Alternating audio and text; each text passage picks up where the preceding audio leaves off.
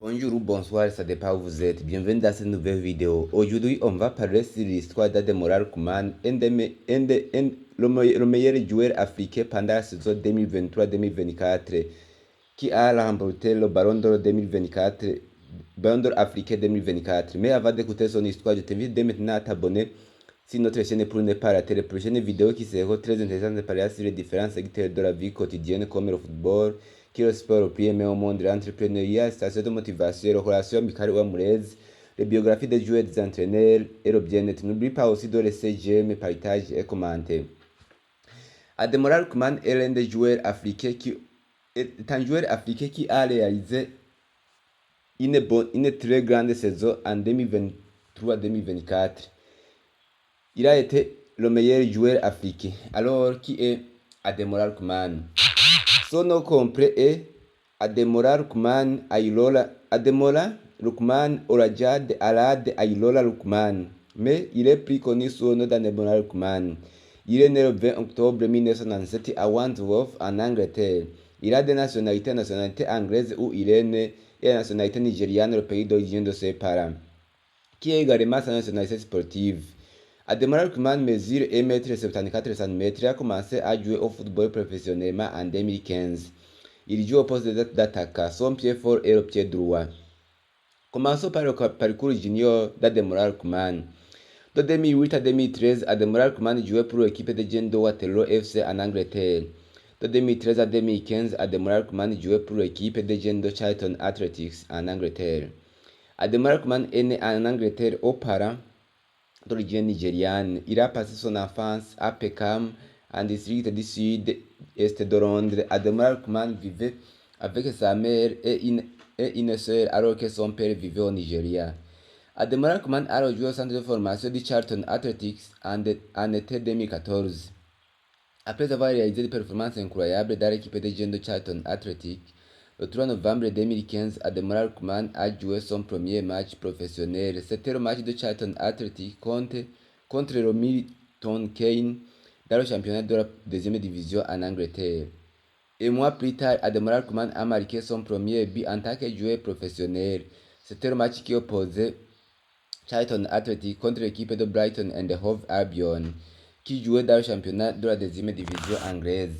Ademola Lookman a réalisé une saison incroyable avec l'équipe de Charlton Athletic. Après avoir réalisé des performances incroyables malgré son jeune âge, Ademola Lookman a été élu meilleur jeune joueur de la deuxième division anglaise pendant la saison 2015-2016. Cependant, cette équipe de Charlton Athletic est reléguée à la troisième division. Mais les bonnes performances d'Ademola Lookman ont attiré beaucoup d'équipes de la première ligue, championnat de la première division en Angleterre. Mais c'est finalement Everton qui a pu signer Ademola Lookman. En janvier 2017, à son passage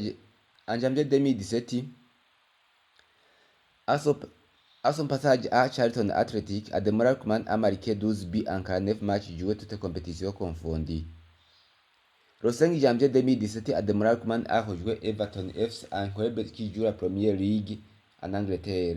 Il a signé le contrat de 4 ans et demi avec Everton et le montant de transfert était à 11 millions de livres sterling, la monnaie utilisée en Angleterre. Ademola Lookman a joué son premier match avec Everton le 15 janvier 2017. C'était le match d'Everton contre Manchester City. À ce jour, Ademola Lookman a marqué son premier but avec Everton et son premier but en Premier League. Après avoir manqué le temps de jeu suffisant au Everton, cette équipe d'Everton a décidé de prêter Ademola Lookman au Rasenball Leipzig ou RB Leipzig, un des meilleurs clubs en Allemagne. Il a été prêté le 31 janvier 2018. 3 jours après son prêt, Ademola Lookman a joué son premier match avec le RB Leipzig. C'était le match de RB Leipzig contre Borussia Mönchengladbach en Bundesliga, championnat de la première division en Allemagne.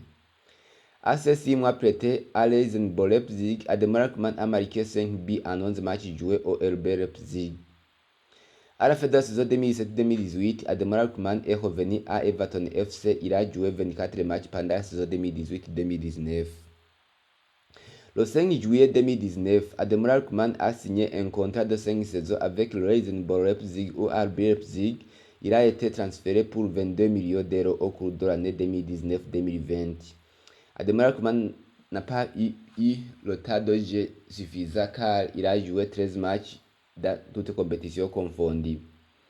Après avoir manqué le temps de jeu suffisant à Racing Leipzig, Ademola Lookman, pendant la saison 2019-2020, le 30 septembre 2020, Ademola Lookman a été prêté au club de Fulham pour une saison. Fulham jouait pour l'équipe de Championship en Angleterre. Qui jouait pour le championnat de Championship en Angleterre, championnat de la deuxième division en Angleterre. Ademola Lookman a inscrit 4 buts en 35 matchs joués.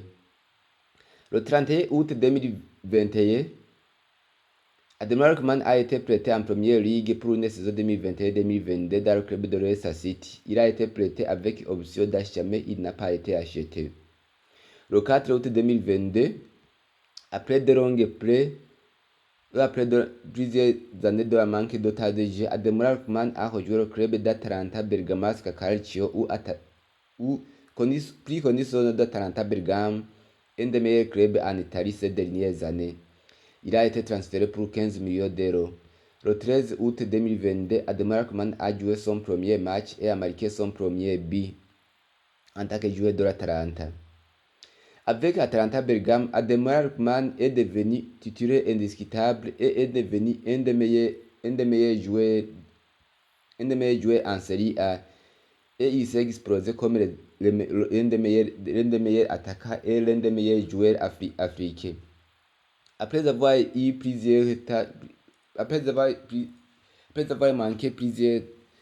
manqué de temps de jeu, après avoir été prêté dans plusieurs clubs, Ademola Lookman s'est illustré avec l'Atalanta Bergamasca Calcio, ou plus connu sous le nom d'Atalanta. Le 22 mai 2024, Ademola Lookman a marqué 3 buts en finale de l'Europa League contre Bayer Leverkusen d'Allemagne. Ademola Lookman a permis à Atalanta Bergame de remporter la Ligue Europa pour la première fois de son histoire. Après avoir marqué ces 3 buts, Ademola Lookman a rejoint une liste de très peu de joueurs qui ont pu marquer 3 buts en finale lors d'une compétition européenne. C'était le premier joueur africain à réaliser ça. Il a rejoint les légendes comme Alfredo Di Stefano, la légende du Real Madrid, Ferenc Puskás, Pino Platti et Jupp Heynckes, l'allemand Jupp Heynckes. Ademola Lookman est devenu le premier joueur africain de l'histoire à réaliser de cette incroyable performance en finale d'une compétition européenne. Il a reçu également la note de 10 sur 10 par le journal L'équipe spécialisée dans le sport. En octobre 2024, après avoir réalisé une très bonne saison avec Atalanta Bergame et l'équipe nationale du Nigeria, Ademola Lookman a fini à la 14e place du Ballon d'Or 2024. Ademola Lookman en équipe nationale du Nigeria, Super Eagles. Alors que Ademola Lookman est né en Angleterre, Ademola Lookman jouait pour l'équipe nationale d'Angleterre de moins de 20 ans. La Fédération du Nigeria de football, Nigeria Football Federation, a cherché Ademola Lookman en raison de l'origine de ses parents. Et a également joué avec les moins de 21 ans anglais, une procédure permettant à Ademola Lookman de rejoindre la sélection nationale du Nigeria est lancée depuis 2020 et il a été abouti en 2022. Le 29 décembre 2023, Ademola Lookman est convoqué pour participer à la Coupe d'Afrique des Nations CAN 2023 qui a eu lieu en Côte d'Ivoire. Et Ademola Lookman s'est très remarqué et il a aidé l'équipe nationale du Nigeria, nommée Super Eagles, à atteindre la finale où il a été battu par la Côte d'Ivoire. L'année 2024 est l'année que Ademola Lookman a joué les 3 grandes finales. 2 avec Atalanta Bergame et 1 avec l'équipe nationale du Nigeria Super Eagles. Ademola Lookman en tant que joueur, il a gagné des trophées en 2024. Il a gagné l'Europa League avec l'Atalanta. Les distinctions personnelles d'Ademola Lookman. Il a été nommé le meilleur jeune joueur de la deuxième division anglaise en 2016. Il a été élu homme du match de la finale de l'Europa League 2024 face au Bayer Leverkusen. Il a élu à la 14e place du Ballon d'Or 2024. Le 16 décembre 2024, Ademola Lookman a remporté le Ballon d'Or africain 2024 dans la cérémonie qui a eu lieu à Marrakech, au Maroc. Merci. Veuillez s'abonner sur notre chaîne, laissez partager, j'aime, partager, commenter, merci.